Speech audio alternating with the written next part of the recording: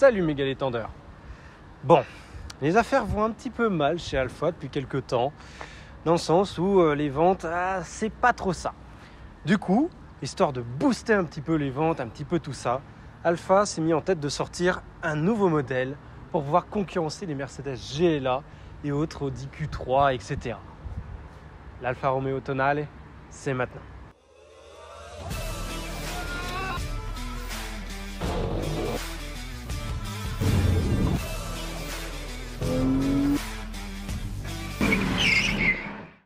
Alors, Alfa Romeo Tonale.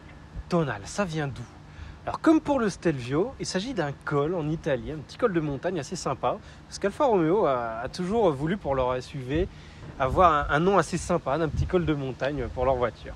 Alors déjà, le look extérieur, déjà je le trouve très beau. Il est assez réussi parce qu'il y a plusieurs petites touches de rétro un petit peu par-ci par-là.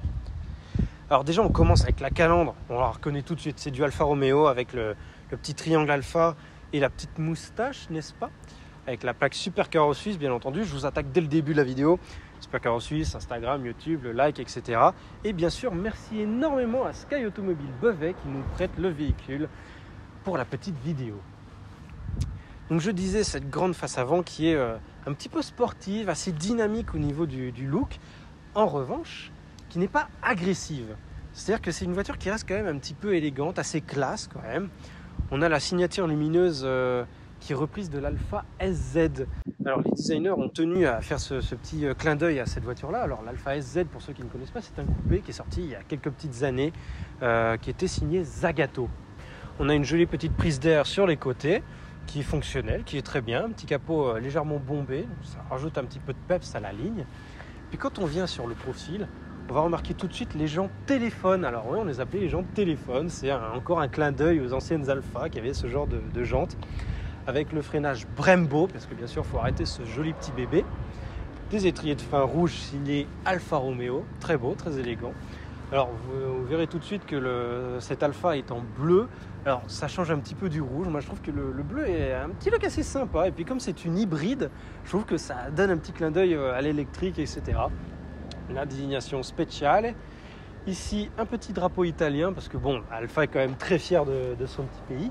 Puis si vous ne l'avez pas vu, il s'agit du nouveau Tonale, prêté encore une fois par Sky Automobile Beauvais. N'hésitez pas à les follow également sur Instagram. Et puis la ligne qu'on va avoir au niveau du profil, elle est un petit peu, ça finit un petit peu en penchant sur l'arrière. Je trouve que ça donne un petit côté dynamique. Encore une fois, ce ne sont pas des lignes agressives. C'est légèrement sportif, mais ce n'est pas agressif. C'est assez classe, je trouve. Pour ce qui est de l'arrière, alors déjà, premier truc qui nous saute aux yeux, c'est cette lunette arrière. Eh ben non, ce n'est pas la signature lumineuse, c'est la lunette arrière qui finit un peu en pointe. Je trouve que ça change un petit peu de certains concurrents qui font comme ça. Je trouve que ça donne un petit look sympa. Alors c'est entièrement vitré nickel, pas de support spécial pour l'essuie-glace, c'est très très bien. Signature lumineuse, on y est enfin. Alors qui est en un seul bandeau un petit peu, ça me fait penser au Porsche Macan. Je trouve que c'est assez sympa et certains autres concurrents qui commencent à avoir cette ligne continue sur toute la malle arrière. On reprend bien entendu la petite signature lumineuse de l'Alfa SZ, la petite désignation Tonale, encore une fois la plaque Super Caro Suisse, une petite caméra de recul juste au-dessus. Et vous remarquerez qu'il y a l'absence de pots d'échappement. Alors, ne vous inquiétez pas, il y a bien des pots d'échappement, mais ils ont décidé volontairement de ne pas les montrer parce que comme c'est une voiture hybride et que Alpha était en train de faire une transition complète sur uniquement des véhicules hybrides, alors bien entendu, ils essaient de cacher ça pour justement ce petit côté écolo en disant on ne met pas de pot visible pour montrer que c'est bien une hybride. Alors maintenant qu'on a montré ce petit côté extérieur de la voiture, parce que c'est tout nouveau, donc vous vous doutez bien que l'intérieur lui aussi doit être tout nouveau. Pour l'intérieur, en effet, ça change. Tout d'abord, on a le volant Alpha qu'on reconnaît un petit peu avec ce côté de 3 branches, un petit peu sport avec le petit engine start and stop qu'on retrouve sur le volant directement. Les grosses palettes en aluminium, alors ça c'est génial sur l'Alfa Giulia d'ailleurs, n'hésitez pas à aller voir la vidéo. On avait déjà ces palettes qui sont vraiment massives, en alu massif, vraiment très très bien. On a un nouveau compteur qui est full digital avec quand même une petite touche rétro, c'est-à-dire qu'on a plusieurs modes d'affichage qui sont disponibles. Et avec un compteur vraiment rétro inspiré des 70s, avec le petit compteur kilométrique à rouleau. Moi je trouve ça très sympa. C'est encore un petit clin d'œil sur les anciennes Alpha. On va avoir donc un grand tableau de bord avec un petit écran tactile juste là, avec la commande vocale Alexa de Amazon. On a au niveau des qualités des matériaux, donc du cuir ici, un peu de tissu là, quelques petits plastiques. Alors il faut savoir que c'est une voiture qui est au niveau des prix quand même assez bas. C'est à partir de 42 000 francs. Donc les matériaux, je trouve qu'ils sont assez de bonne qualité, on va dire, même si on retrouve un peu de plastique avec un toucher un petit peu désagréable selon les plastiques. Mais néanmoins, je trouve que ça reste de bonne qualité. On a sur le tableau de bord un petit éclairage LED où on peut changer la couleur, un tout petit levier de vitesse, vraiment sympa à prendre en main. La petite molette DNA qui est pour les modes de conduite différents. On l'a également sur la Giulia, allez voir la vidéo. On a donc boîte automatique 7 rapports. On a encore un petit rappel du drapeau italien. Comme c'est un SUV, un petit SUV, on a quand même un coffre suffisant qui est de 500 litres, ce qui nous permet de partir en vacances avec notre famille sans problème. On a la banquette arrière qui fournit assez de place pour pouvoir mettre 3 personnes sans souci.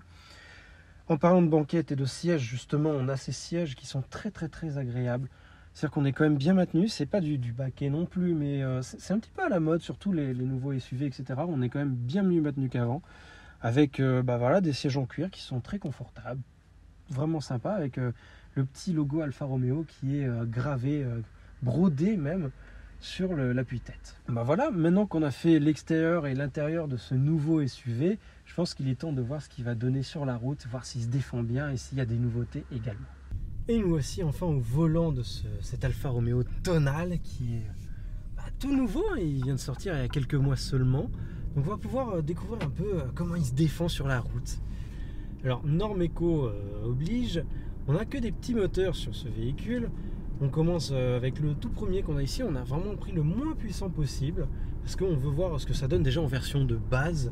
Parce que forcément, s'il est bien en version de base, avec des motorisations un petit peu plus sympas, ça rendra quelque chose de plus sympa, bien évidemment.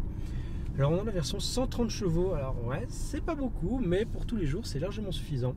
On a un petit 4 cylindres turbo, 1,5 litre de cylindrée, hybride, oui, hybride.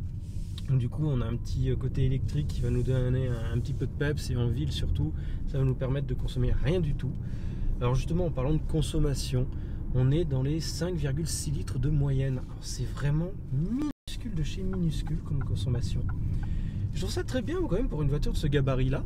Parce que bon, quand même un beau bébé. Après, niveau performance, bien sûr, ça va pas être extraordinaire.